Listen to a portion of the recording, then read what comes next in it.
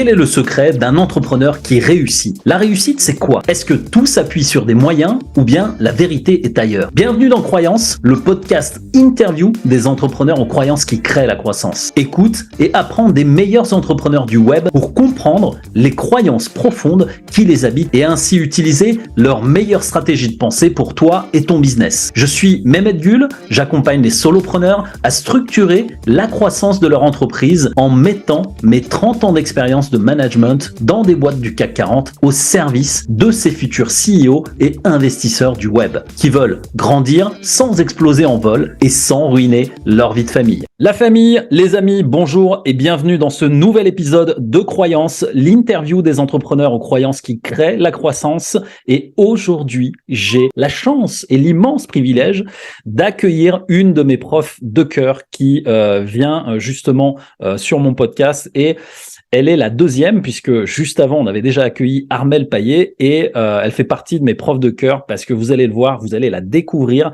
Elle a une énergie incroyable et surtout, attention, Isabelle est une snipeuse des mots et elle arrive à trouver comme ça des choses hyper pointues pour rebondir. Alors, c'est une PNListe pure et dure. Je vais vous la présenter. Et avant, on va l'accueillir. Isabelle Le Guerlier, bonjour. Merci d'être là aujourd'hui avec moi. Merci, je suis ravie de ta demande. Je me prête bien volontiers au jeu. Je trouve ton principe d'interview absolument génial et créer. On entend tellement de choses qui sont difficiles dans cette période. Écouter des gens qui parlent de la réussite, qui parlent des croyances, qui parlent de ce qui nous a poussé à finalement à chacun à notre niveau. Il y a plusieurs niveaux de réussite. Ça fait peut-être partie de mes croyances d'ailleurs. Tu vas nous en parler. Merci de le faire. Eh bien, écoute, merci à toi d'être là parce que justement, tu fais partie. Alors, je vais quand même annoncer ce que tu fais et qu'est-ce que tu fais aujourd'hui. Alors, il faut le savoir, Isabelle est fondatrice de Cap Résilience, qui est une entreprise justement sur l'accompagnement, la formation et le coaching. Elle est coach pro et perso. Elle est enseignante PNL. Elle est coach santé et elle fait également coach en supervision. Est-ce que j'ai oublié un truc? Le CV long comme le bras, bon, vous avez compris, ça fait longtemps qu'elle est sur le marché et dans le métier. Par où t'aimerais commencer pour nous raconter ton histoire et ce qui t'a amené à faire ce que tu fais aujourd'hui, Isa? Alors, je raconte souvent cette histoire qui est qu'en fait, ma première expérience dans la PNL, c'est pour les gens qui connaissent la programmation neurolinguistique. En fait, ma première expérience, elle est extrêmement désagréable. En fait, j'ai 14 ans, je suis une adolescente qui passe son temps à batailler en fait, grosso modo, et avec une maman solo, donc on est bien en challenge toutes les deux, et puis je rentre du lycée, je laisse mes affaires au milieu de l'entrée, ma mère hurle oui, tu pourras ranger tes affaires, je vais dans ma chambre, je mets de la musique à fond la caisse, du hard rock ou du philharmonique, à l'époque j'avais deux types de musique que j'aimais beaucoup. Donc évidemment, le hard rock était mon préféré puisque ça faisait râler ma mère. Donc je mettais le hard rock à fond la caisse. Elle arrivait, elle me disait oui, c'est quoi cette musique de sauvage? Bon, puis puis les jours s'enchaînaient comme ça. Puis un jour, je rentre à la maison, je laisse mon cartable dans l'entrée. Ma mère prend mon cartable, elle me dit je le mets dans le placard pour pas que ça traîne. Je vais dans ma chambre, je mets la musique à fond la caisse. Elle arrive, elle prend la porte, elle fait je ferme la porte, ça fait un peu de bruit. Bon, en fait, ma mère avait commencé la PNL. Et donc, je ne réussissais plus à ce qu'on se dispute. C'était très désagréable.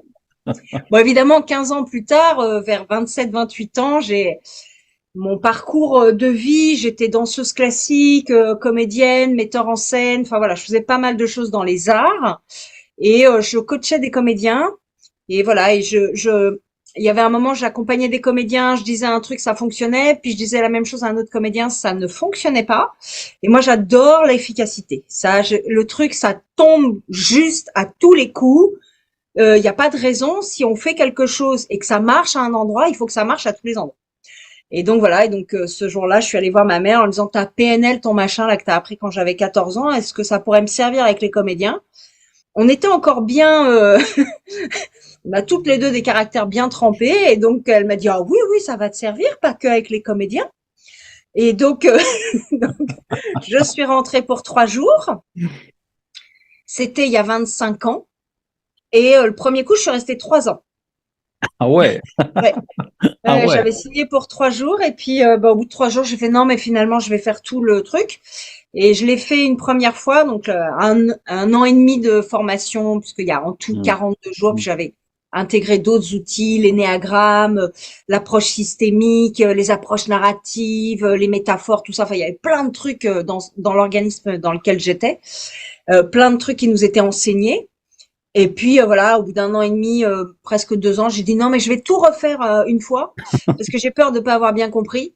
Et effectivement, hein, il y avait des trucs que j'avais pas bien compris.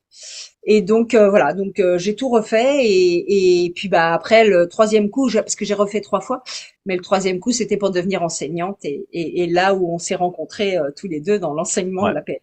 ouais. Waouh.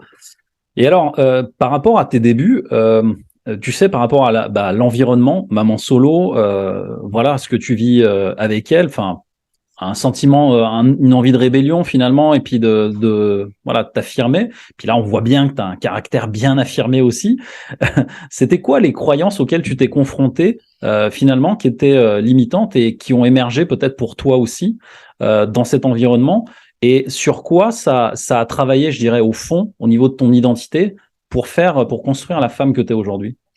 Alors en fait, je crois que j'avais deux croyances extrêmement limitantes. La première qui était je ne comprends pas l'interaction avec les autres. Ouais, Euh, d'accord. oui, oui, Donc oui, tu ne comprenais pas l'intérêt de l'interaction, oui, d'accord. oui, et puis c'est surtout, j'ai encore souvenir du premier groupe de PNL, enfin, la première formation que je fais avec tous ces gens. Il y avait des instituteurs, des médecins, des psychologues. Enfin, j'étais dans un environnement où d'un seul coup, j'avais que des gens extrêmement diplômés, extrêmement dans la relation, qui disaient oui, moi j'ai des problèmes, je voudrais améliorer ma communication, c'est important, le lien, machin. Et alors moi, quand c'est arrivé à mon tour, j'ai fait mais moi, j'ai pas de problème avec les gens. Les gens ont des problèmes avec moi, mais alors moi, donc Donc j'étais le problème, c'est complète. pas toi en fait finalement. Voilà.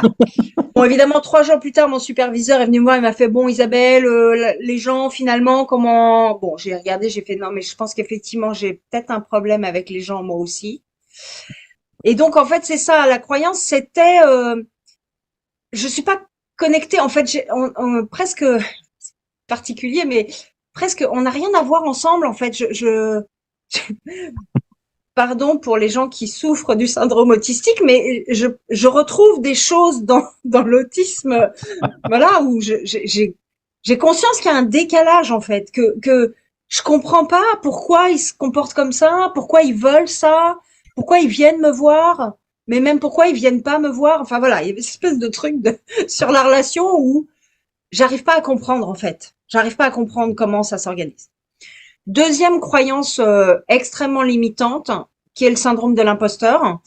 Ah ouais, alors Euh, ça je veux bien, franchement, si on peut faire une parenthèse là-dessus, et toi qui traites ce genre de problème vraiment en profondeur, et j'aimerais vraiment ton avis là-dessus, parce que le syndrome de l'imposteur, si je l'ai pas au moins 2 ou 3 fois par semaine sur mes réseaux sociaux, bah si oui. tu pouvais nous donner ta vision de ça et peut-être les outils aussi, enfin comment tu gères ça ou tu traites ça, on va pas dire de traitement, mais voilà.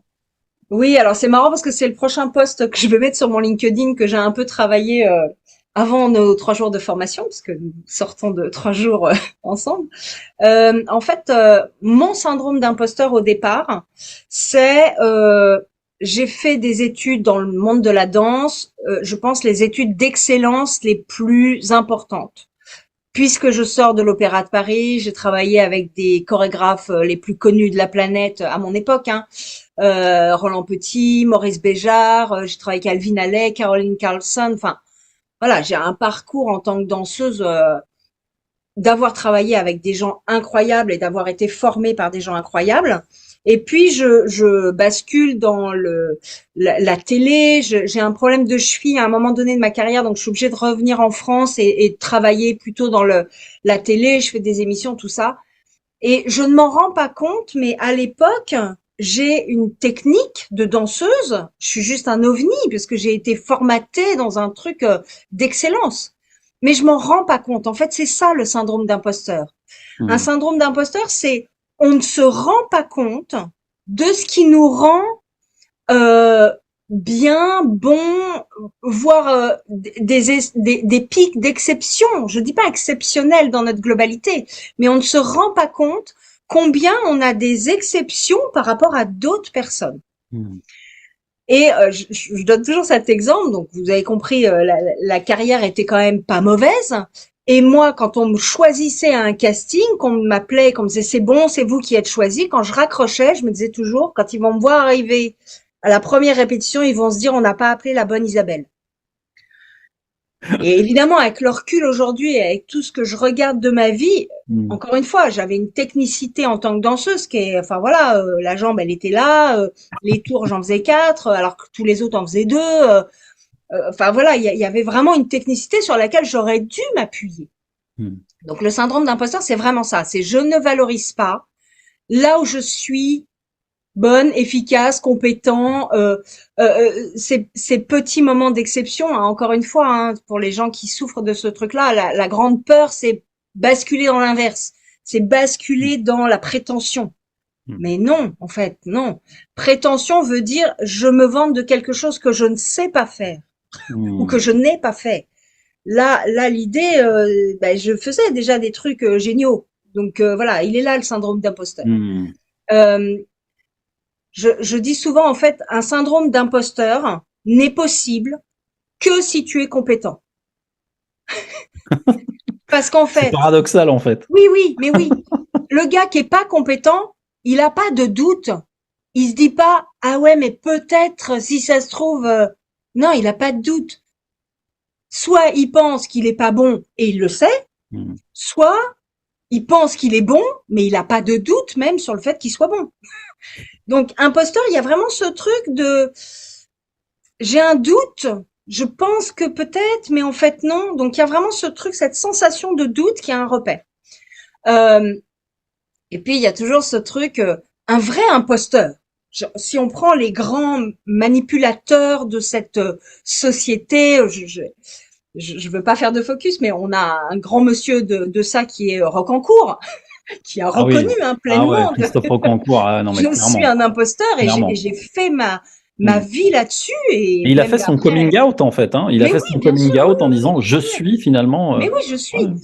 Et quand il en parle, il est assez fascinant. Hein. Moi, notre côté un peu voyeuriste sur ces gens qui assument des trucs qui sont, à mon sens, vraiment pas bien. Mais il dit, mais je savais pertinemment. Je savais que j'étais dans l'imposture. J'avais pas de doute. Je savais que j'étais en train d'arnaquer. Je savais que j'étais en train de mentir. Et plus c'est gros, et plus voilà. Et je valorisais quelque chose.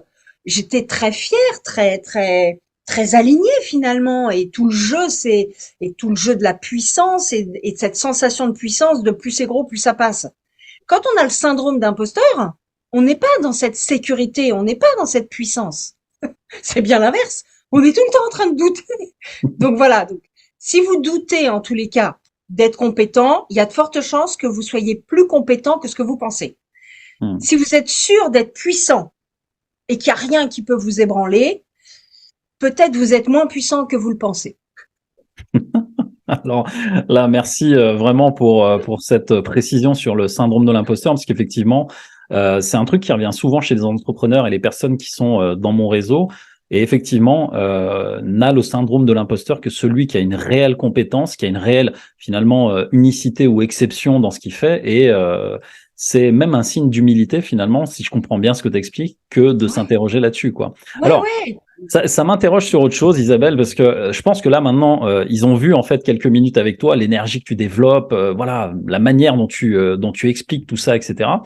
Là, je vais te poser une question. Alors, tu verras, c'est très. Là, mon interview est très focus niveau logique. Tu vois, je commence comme ça et je pioche un peu dans tous les sens. Quand je te vois, tu vois, tu as une énergie très solaire, tu vois, et je me dis, mais quels sont les comportements en toi qu'il a fallu que tu changes peut-être pour sortir tu vois, de cette croyance aussi que mais j'ai rien à faire avec les autres, etc. Est-ce que tu vois, il y avait des comportements qui exaspéraient peut-être les gens et peut-être comment tu les as, toi, domptés, on va pas dire changés peut-être, mais domptés, quoi.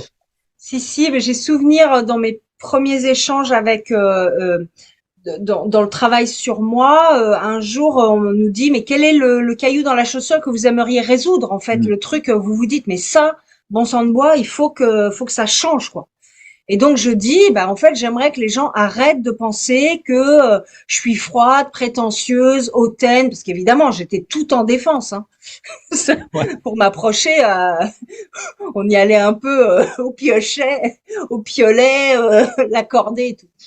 Et donc mon superviseur me dit, mais qu'est-ce que tu fais pour en arriver là?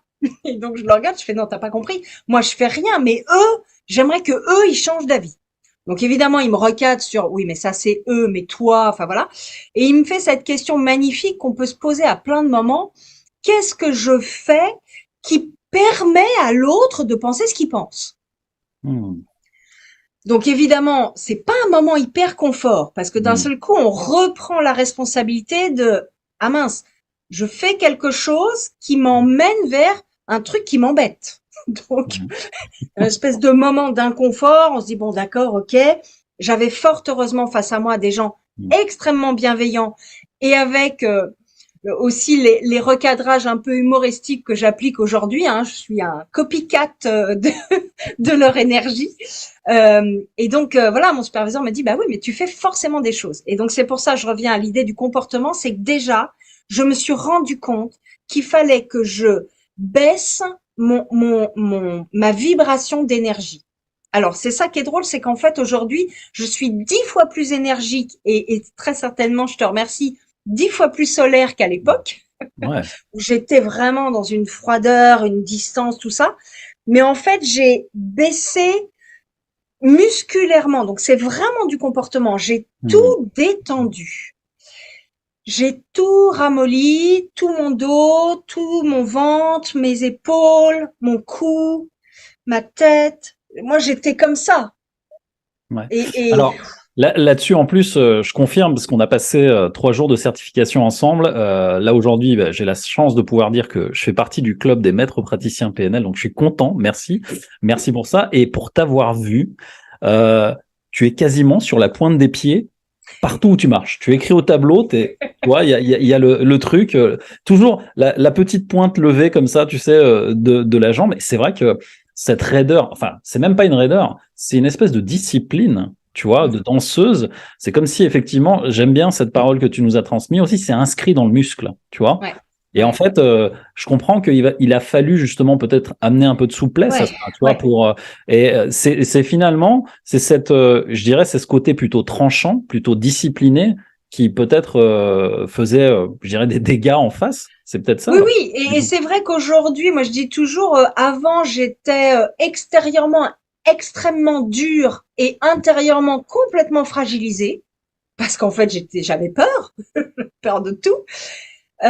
Aujourd'hui, je fais l'inverse, c'est-à-dire qu'intérieurement, je suis très solide. Alors évidemment, hein, on ne sait pas ce qui peut arriver demain, on peut s'écrouler Mm. sans problème du jour au lendemain, mais voilà, j'ai la sensation en tous les cas d'avoir une forme de solidité et d'avoir complètement adouci l'extérieur, pris vachement de liberté, vachement de souplesse même physique, hein, vraiment dans le corps. Mm. Mm. Et voilà, et oui, en me servant Et, de ce que l'autre pouvait voir, j'ai travaillé sur le et je comportement. confirme parce que c'est vraiment comment dire les 3 jours qu'on a passés, c'est vraiment t'es un pur moment d'échange et de plaisir d'interaction. C'est-à-dire qu'il y a des gens avec lesquels on n'a pas forcément envie de trop interagir, mais avec toi, tu as vraiment ce côté magnétique où le fond, en fait, c'est que de la bienveillance. Et en fait, tu as réussi à imprimer ça finalement dans le comportement.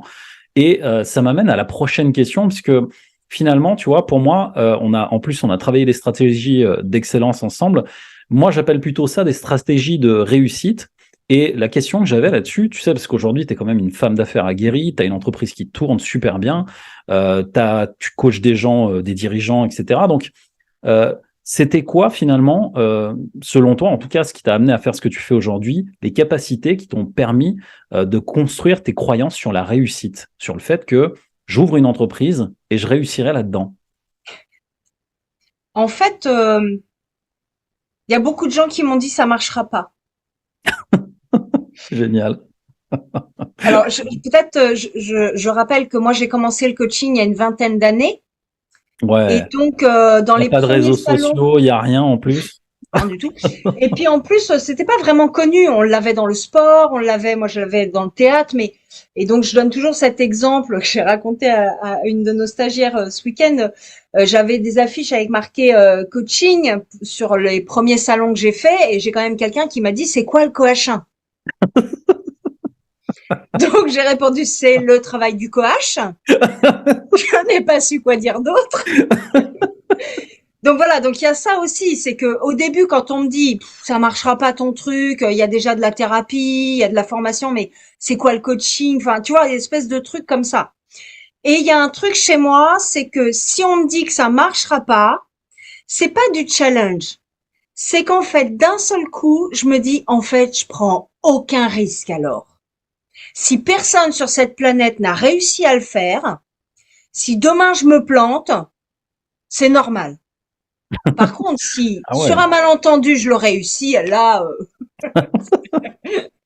exceptionnel. Et ça, c'est une ouais, putain de croyance quand même, hein. ouais, ouais. Waouh. C'est qu'en fait, je, Waouh. je me rends compte, si on me dit c'est pas possible, je me dis bon, bah alors du coup, je peux essayer, puisque je prends pas le risque qu'il y ait quelqu'un qui me dise tu t'es planté là où d'autres ont réussi en fait. Hmm.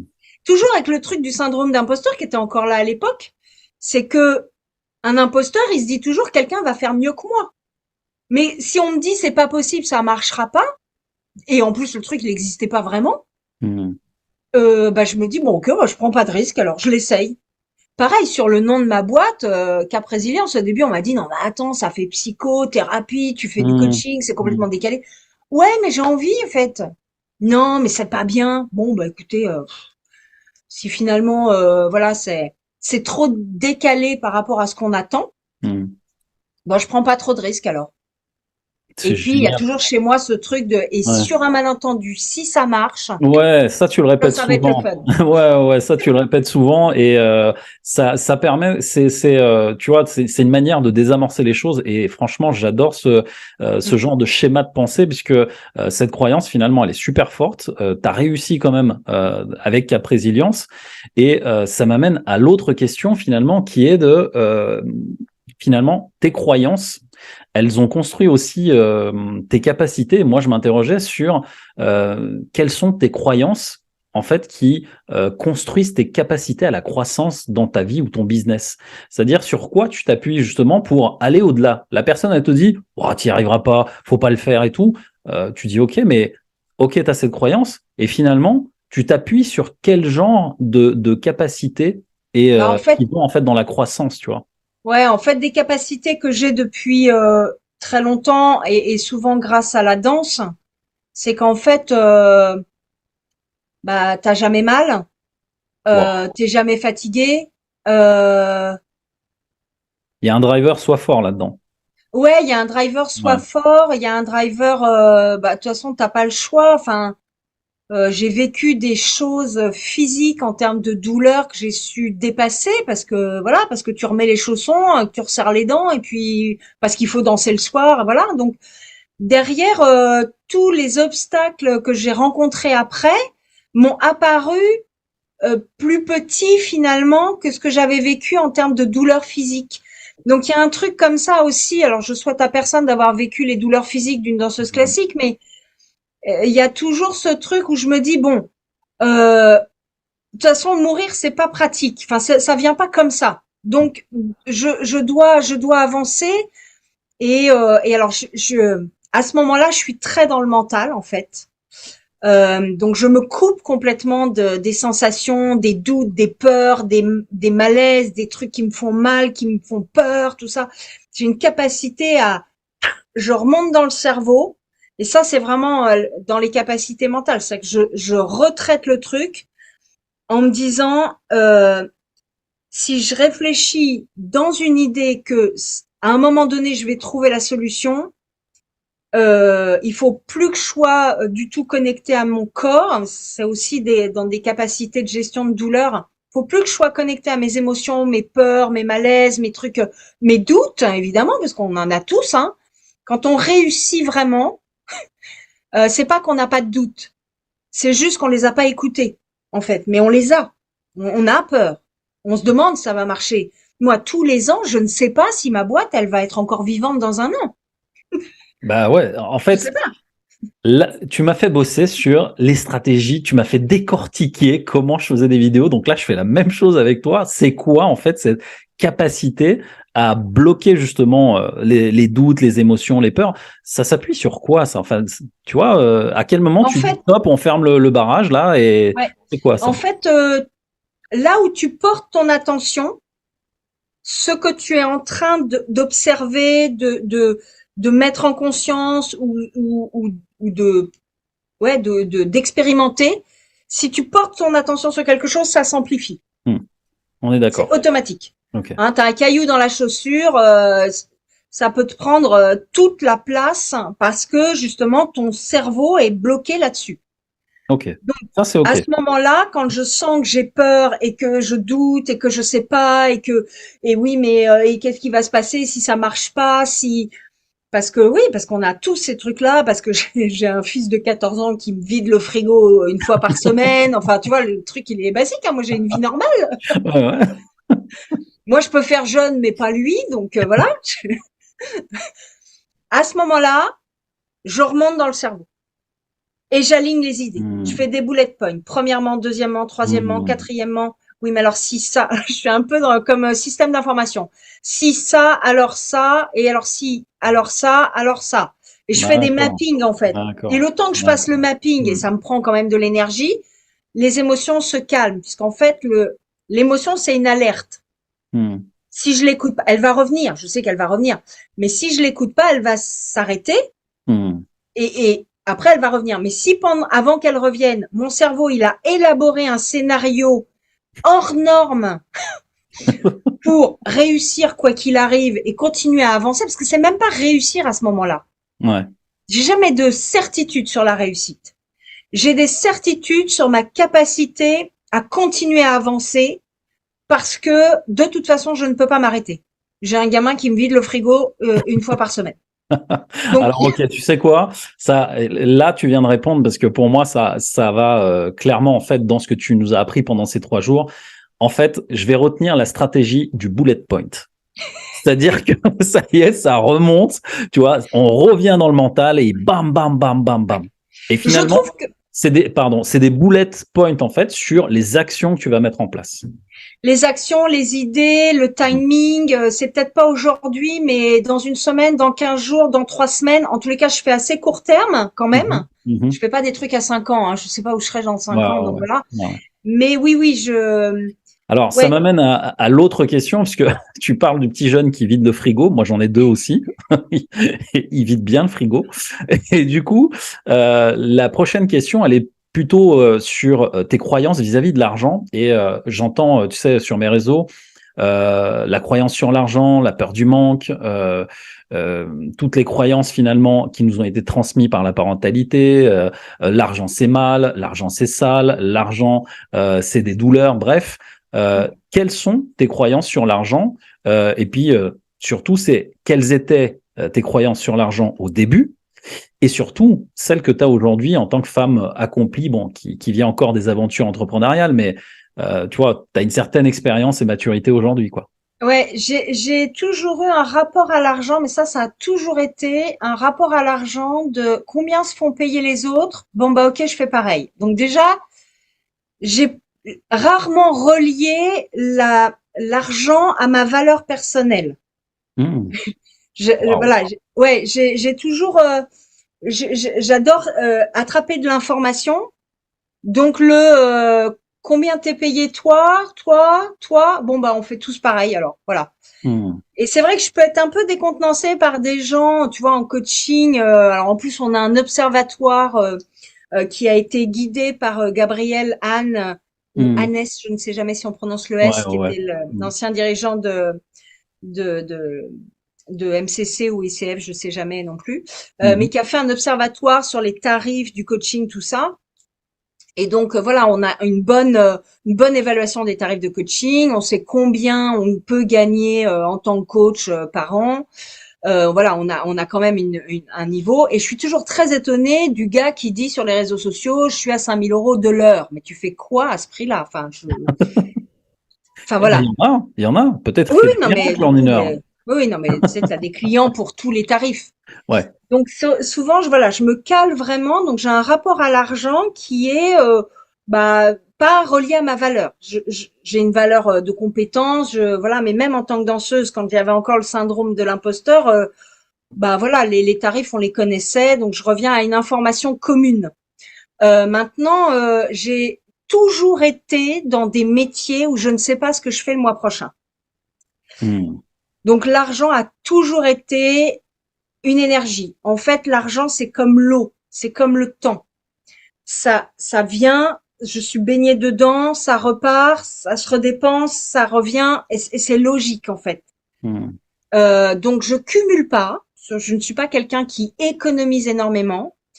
Je sais dépenser, je pense dans une bonne idée. Souvent je dis, je valorise beaucoup finalement ma boîte. J'ai beaucoup investi dans des outils, dans des choses qui me permettent de bien travailler, tu vois, c'est le truc bête, mais je vais pas choisir l'ordinateur le moins cher, mais je vais pas non plus prendre le Mac hors norme, machin. Enfin, donc tu vois, je pense que j'ai une notion des dépenses qui est ce que je dépense doit me permettre d'être confortable et de bien travailler.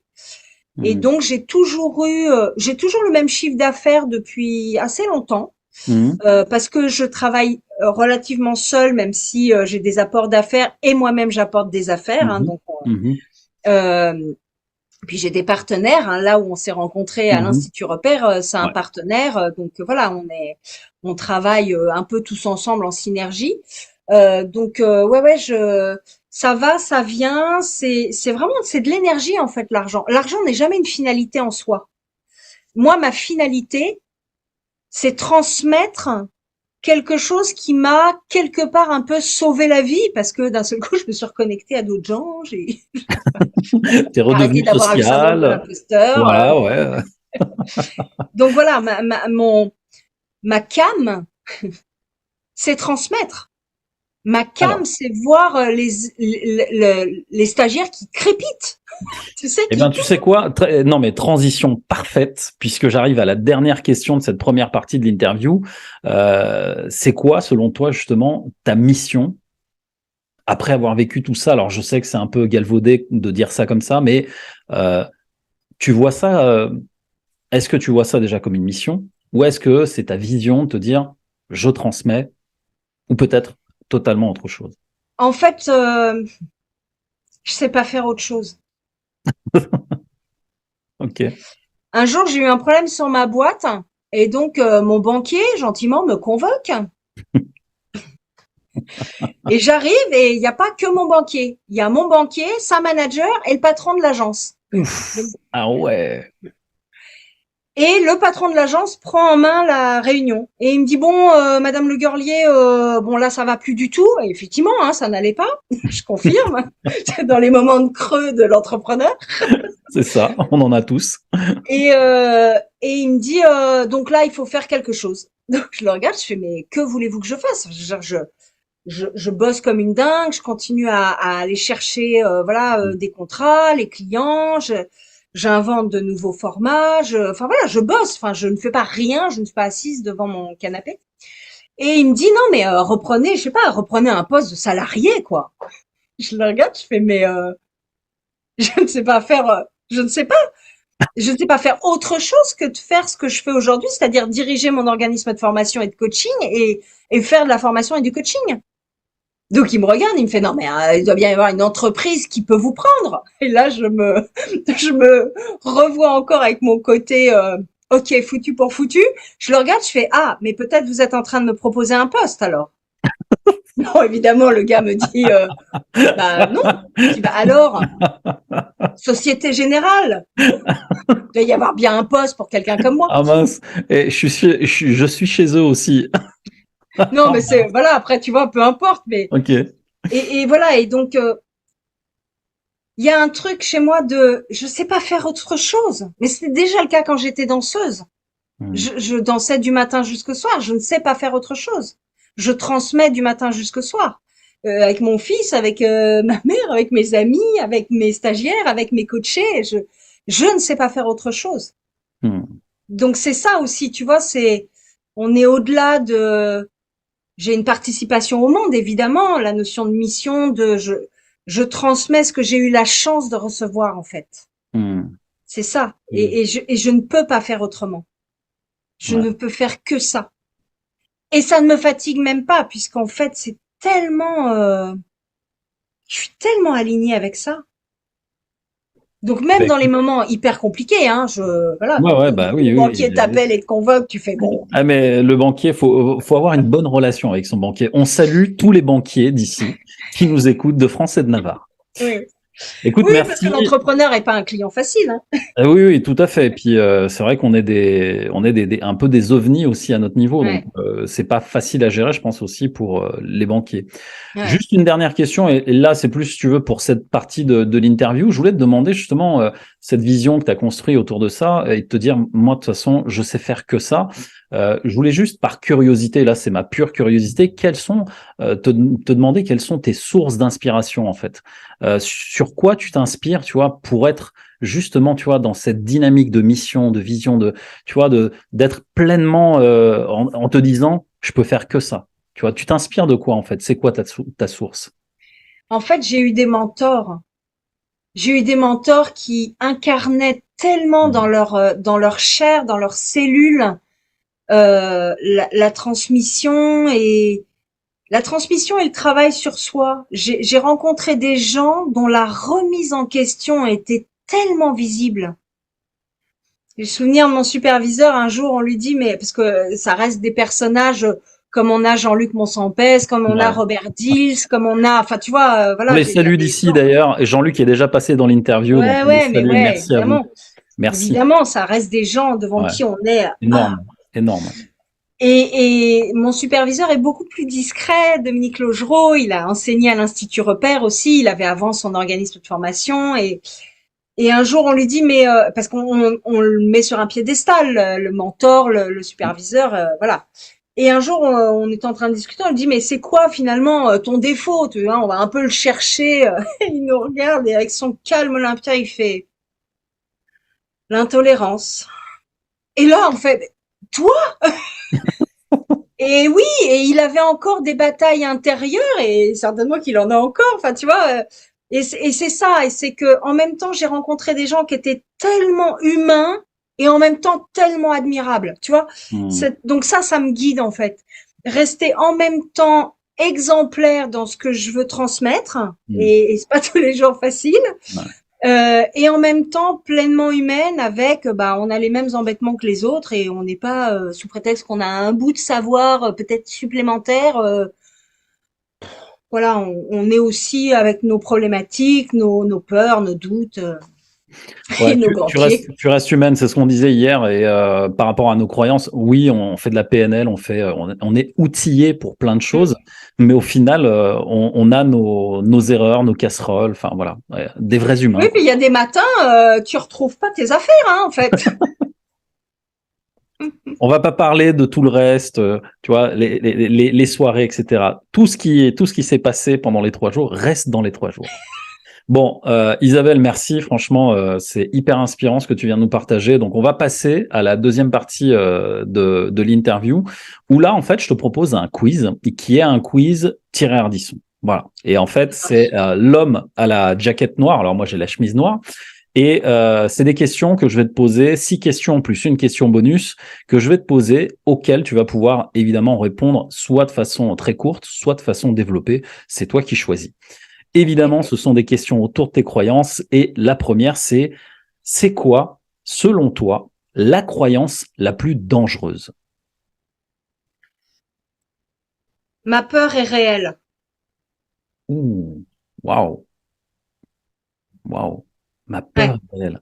Ah ouais, ouais. parce que Si je pense que ma peur est réelle, enfin que ma peur, elle a un fondement réaliste, je suis foutue. et c'est là que tu t'enfonces. Ouais, ouais, ouais. En fait, la peur s'appuie obligatoirement sur quelque chose qui n'est pas encore arrivé. Donc, Ouais.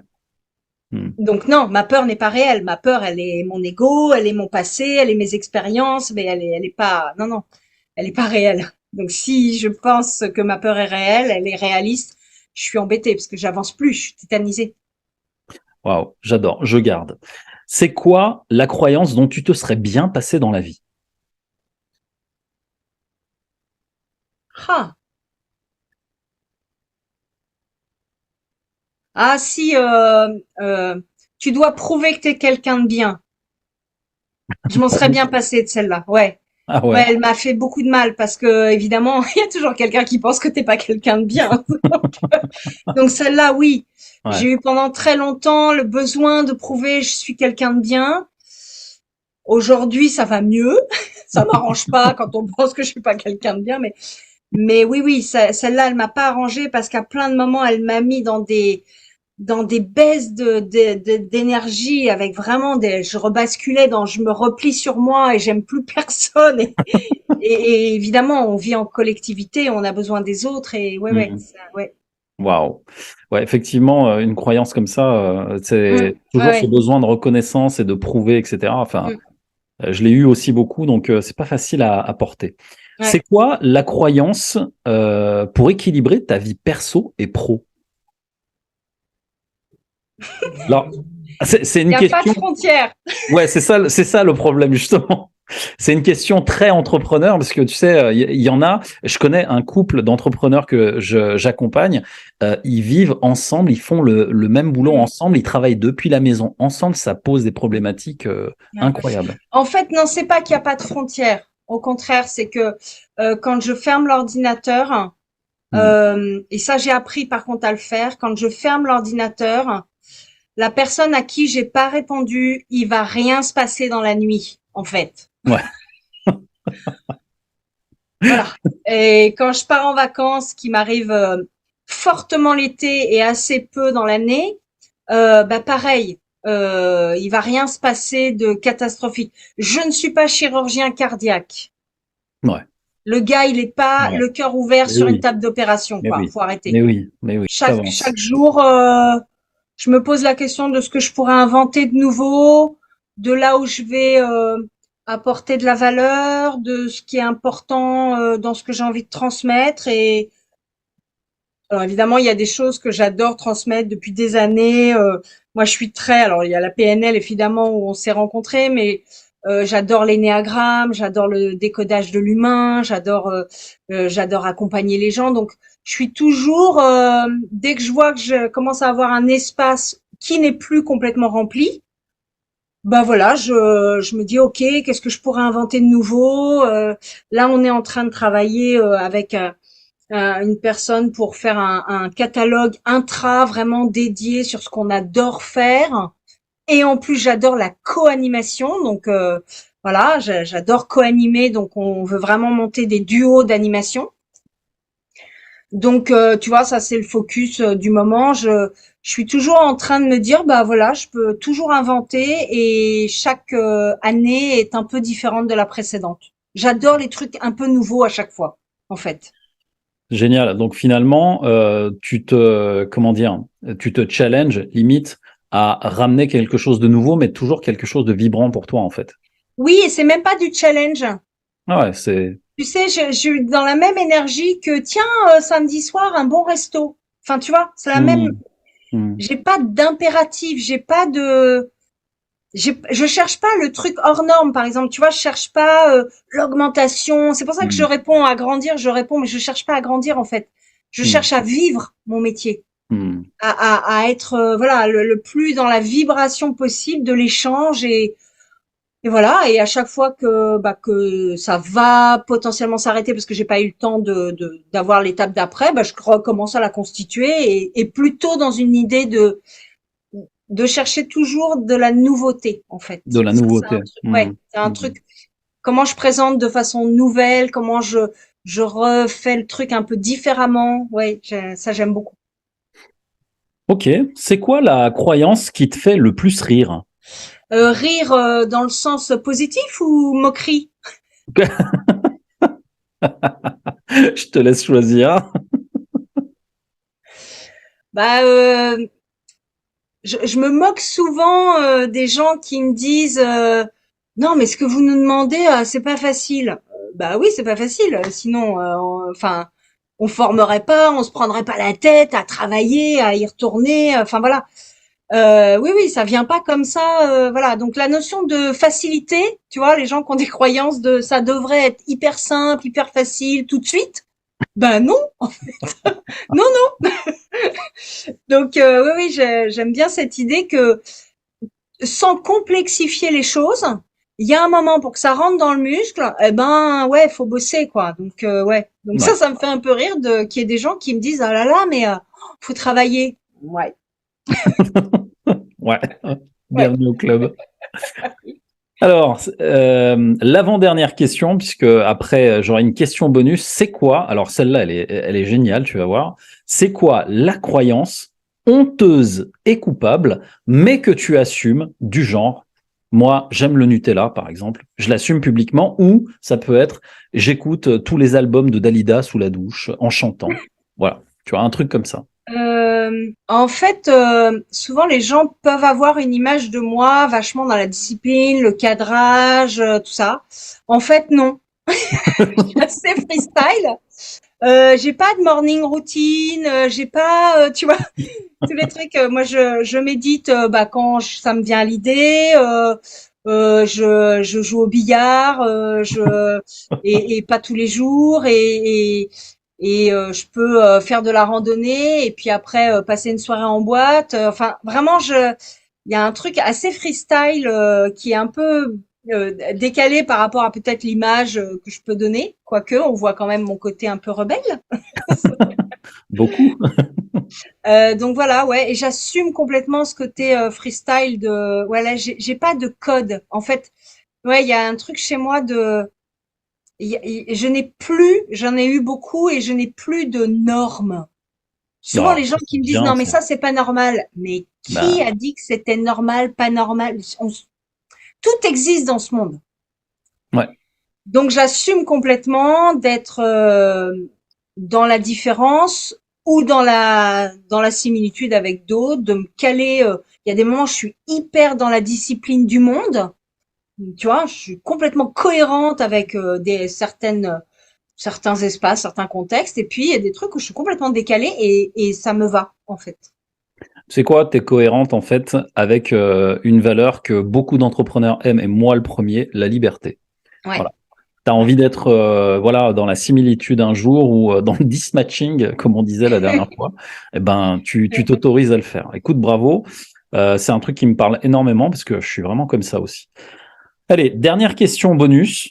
Quelle question aurais-tu aimé que je te pose ici que je ne t'ai pas posée? Ah, peut-être, tu vois, il y a des choses sur le rapport homme-femme. Ah, Euh, ouais, j'entends de temps en temps et c'est vrai que c'est un sujet alors qui me quelle est la parle question bien. que tu aurais voulu que je te Ouais. pose? Bah, les rapports hommes-femmes dans mon métier, le fait d'être une femme, le fait de pas être un homme, enfin, tu vois. Alors, quelle est Parce la question que tu aurais voulu que je te pose là-dessus? Là, tu parles de quoi? D'inégalité, non, non, c'est non, quoi? de qu'est-ce que ça apporte ou qu'est-ce que ça enlève peut-être d'être une femme dans Ah, ce métier, tu vois. qu'est-ce que ça apporte? Alors, Isabelle, je te le dis les yeux dans les yeux. Qu'est-ce que ça apporte d'être une femme ou un homme dans ce métier? C'est plutôt qu'est-ce que ça apporte, qu'est-ce que ça enlève. En fait, Ouais. on a des qualités d'inconscient collectif quand on est un homme et quand on est une femme. Et je trouve que c'est le travers auquel il faut veiller. C'est-à-dire de vraiment réduire Hmm. l'inconscient collectif, et c'est un travail très individuel, de vraiment de rééquilibrer entre notre féminin et notre masculin, qu'on soit des hommes ou des femmes. Je trouve que dans nos métiers, que ce soit le métier de coach, le métier de formateur, mais même le métier de thérapeute, le métier, voilà, dans des métiers d'accompagnement comme ça de l'humain, on se doit d'avoir une part masculine et féminine très équilibrée. Et quand ça ne s'équilibre pas, on a des hommes qui sont très euh, presque comment dire, c'est pas protecteur. Enfin, si, remarque, protecteur, mais dans un sens, voilà, allez, on y va, voilà, qui ont plus de masculin et qui oublient leur propre fragilité et ce moment où finalement ils sont en perdition parce qu'ils le sont aussi. Et des femmes qui s'astreignent à une espèce de douceur permanente et qui n'osent pas par peur de rompre la relation. Alors qu'en fait, je crois que quelqu'un qui a un masculin fort a tout loisir de faire naître son féminin parce que justement le masculin est fort et qu'on a de la marge avant que ça bascule complètement. Et de l'autre côté, c'est pareil, une femme qui va avoir des qualités féminines, mais encore une fois, c'est de l'inconscient collectif, hein, mais qui correspondent beaucoup au féminin, a tout loisir d'augmenter son masculin avec des choses un peu plus touchy, un peu plus joutes verbales, parce que justement, il y a énormément de féminin. Donc, il y a ce truc-là dans nos métiers et en tous les cas, même en tant qu'entrepreneur, hein, si on revient sur un truc, une posture un peu plus chef d'entreprise, bah oui, le chef d'entreprise doit équilibrer, quel que soit son sexe, son genre, entre ce féminin et ce masculin, parce qu'un entrepreneur, je crois, a besoin fondamentalement des qualités intrinsèques qui appartiennent au féminin, au masculin encore aujourd'hui, hein. Même si on voit bien que la question du genre vient rééquilibrer, hein. En fait, c'est ça la question du genre, c'est qu'en fait, on essaye de rééquilibrer ce décalage. C'est ça. Et du coup, en quoi c'est important ça pour toi justement dans ces métiers? Parce qu'on est complet. Parce qu'on est complet, et donc en étant complet, on est un reflet du possible pour la personne qu'on a en face. J'aime beaucoup des fois dans des coachings, dans les premières demandes, pas celui qui est accompagné, mais celui qui nous commande les choses nous dit oui, ce serait peut-être mieux une femme, machin. Eh ben non, en fait, si déjà vous êtes en train de vous dire que ce serait mieux une femme, ça veut dire que la personne devrait travailler avec un homme. Ouais. Eh oui. Ouais, et comme et dans nos fonctions, si on a bien équilibré, bah du coup, quelle que soit la demande du client, quel que soit le besoin même du client, parce que la demande peut être consciente, mais le besoin pas du tout. Et ben du coup, on peut y répondre parce qu'on va avoir un espèce d'équilibre. Je travaille beaucoup avec mon binôme de cœur depuis très longtemps, depuis une vingtaine d'années, est un homme.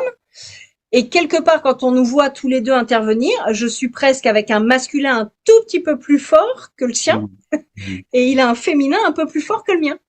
Et c'est super intéressant, parce que du coup, voilà, on a équilibré, et c'est une question sur laquelle on partage souvent. Eh ben écoute, merci. J'avais vraiment pas vu les choses sous cet angle-là par rapport au fait d'être complet justement en tant qu'accompagnant, parce qu'effectivement on joue avec les énergies les uns des autres, hommes-femmes, et ça rééquilibre aussi la balance interne. Donc être conscient de ça, ouais, ça pèse dans le game du coaching.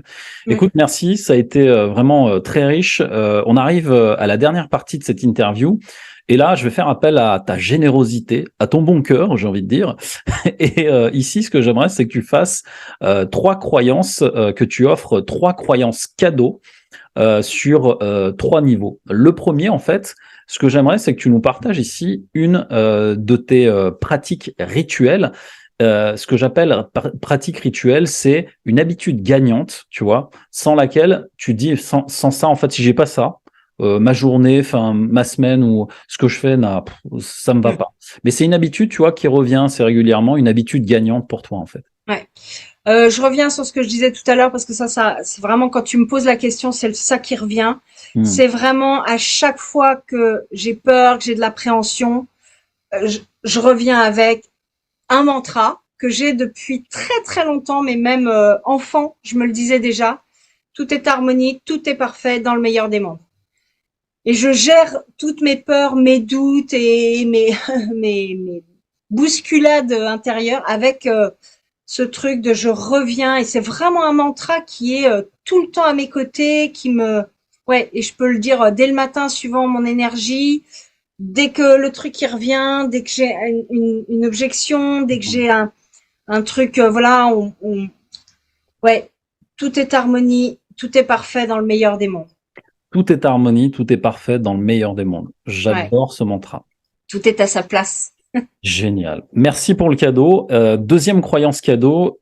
Alors, elle porte plus sur ta vision du futur et elle va sûrement nous aider aussi parce que les entrepreneurs, tu l'as dit tout à l'heure, tu sais pas si ton entreprise va perdurer ou pas. On sait même pas ce qui va se passer dans 6 mois au niveau du monde, etc. Donc, une croyance en fait sur le futur qui t'aide le plus, tu vois. On n'est pas à l'abri que ça marche. Ah oui, c'est vrai. Ah putain. Et pendant 3 jours, tu nous l'as sorti au moins 15 fois. Ah oui, oui, c'est vrai. Ah On oui, n'est pas à l'abri que ça marche. ouais. C'est d'ailleurs sur ma carte de visite, c'est ma maxime, hein.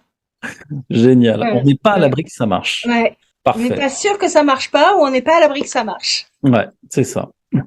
J'adore. Dernière croyance cadeau. Là, on parle plus de spiritualité pour finir justement sur une touche un peu plus spirituelle.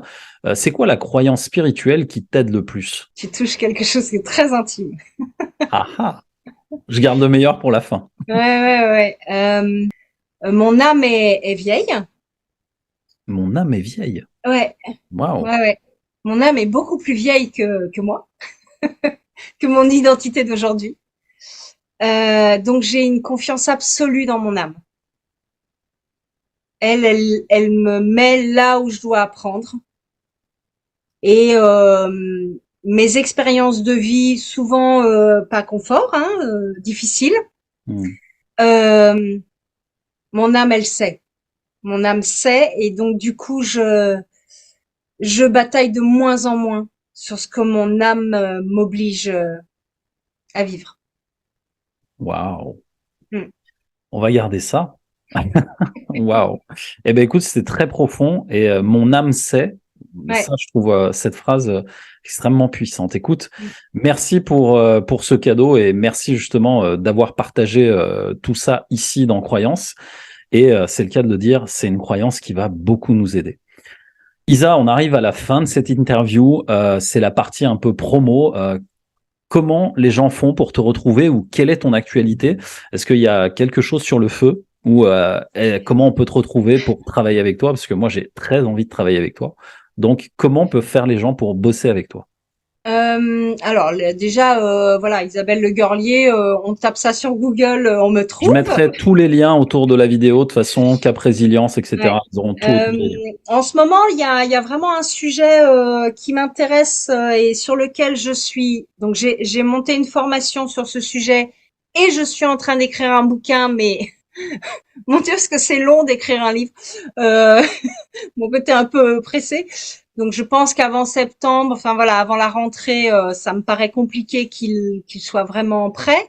Mais je suis sur un sujet qui est faire des dirigeants et des managers durables. Tu peux juste expliquer le Ouais, concept de durable? ouais, en fait, la durabilité de l'être humain, en fait, on est bousculé, on est dans des tsunamis énergétiques, on est dans des obstacles qui sont presque des murs, on est pressé, étiré, enfin voilà, tu vois, on est vraiment plus. Alors la réforme des retraites sur lequel je n'ai pas une idée précise, hein, parce que voilà, je suis comme tout le monde, je suis un peu comme un lapin dans les phares. Mais je me dis, il y a un truc qui est sûr, c'est qu'il va falloir qu'on dure peut-être plus longtemps que prévu. Voilà. Et donc j'ai une tendresse particulière pour les gens qui sont sur le management et sur la direction des autres, parce que peut-être ils sont encore plus responsables parce qu'ils ont des humains entre les mains et encore plus pressurisés parce qu'au-dessus ils ont des actionnaires, ils ont enfin voilà, ils ont un système donc ils sont souvent un peu coincés entre deux étages et donc j'ai vraiment envie de travailler avec eux sur faire en sorte qu'ils durent le mieux possible et pas seulement le plus longtemps possible mais vraiment voilà de comment on met en place une relation de qualité sans s'épuiser, comment on analyse correctement son environnement, ses collaborateurs, les objectifs, les buts, la finalité, la mission, comment on travaille avec la résistance, parce que sans à nouveau s'épuiser, il y a vraiment ce truc-là, et puis, euh, et puis de savoir travailler sur soi à l'intérieur de ces de ces postes-là, de ces fonctions-là, tout comme ce qu'on est en train de partager ici et maintenant. Bah voilà, comment je gère mon ego, comment je veille à mon syndrome d'imposteur, comment je remets de la motivation alors que je suis tout seul à me motiver. Enfin voilà. Donc vraiment, c'est vraiment mon focus du moment. Je suis à fond dans ce truc-là depuis le mois de décembre. Eh ben, Le super. livre, j'ai Donc déjà ça veut écrit dire la que le moitié. livre, si c'est pas septembre, ce sera peut-être avant les fêtes de fin d'année. cette année. Ouais. Là, on D'accord. est, Ok. ouais. Ok. Là, j'ai rencontrer quelqu'un qui va me faire la relecture parce que encore une fois je ne peux pas être compétente dans tout, donc Oui, voilà, oui, mais son premier retour est assez intéressant. Il me dit non, oui. c'est pas mal. Voilà, donc il semble que j'écrive pas trop mal, et puis surtout je prends beaucoup de plaisir à écrire, mais c'est vrai que ça prend du temps. Mais Mm. la formation est déjà en place, là on est déjà en train de la vendre en intra, on a quelques Super. pistes, ouais. Et donc, Donc coach santé, coach perso, pro, tu fais de la ouais, supervision. Donc, tout ça, c'est sur le site Cap Résilience. Je ouais. mettrai le lien, évidemment, autour de la vidéo. Merci pour ton temps. Je sais qu'il est très chargé en plus pour toi ces derniers temps.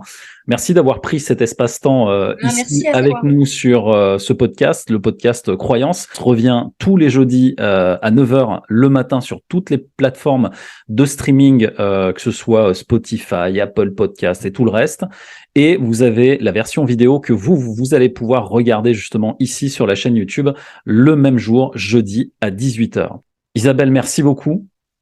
Merci. Merci à toi. Et Merci à les toi. amis, n'oubliez pas que quoi que vous fassiez dans la vie, tout commence par vous. Donc, restez actifs car la vie est courte.